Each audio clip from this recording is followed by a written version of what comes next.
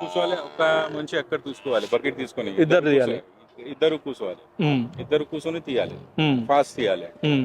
మీరేమో 14 లీటర్స్ ఇస్తుంది ఫర్ ఒక పూట అంటున్నారు, కానీ కొంతమంది ఏమంటున్నారు, మేము అట్లా అట్లా కొని మోసపోయాము, సో 5 లీటర్లు 6 లీటర్లు కూడా ఇవ్వమని చెప్పేసి కొంతమంది కామెంట్లో అంటున్నారు. సార్ ఉమ్, మెయిన్ ఫీడింగే.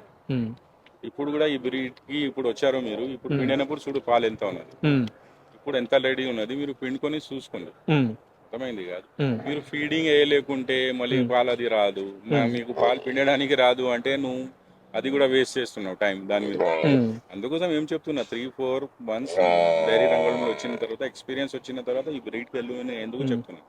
అవును. అర్థమైంది కాదు, ఉమ్, కేంద్రం కూడా వేస్తే 7.5 స్టార్టింగ్ లో ఉంటే నీకు ఎంత డబ్బులు వస్తాయి చెప్పండి. అవును.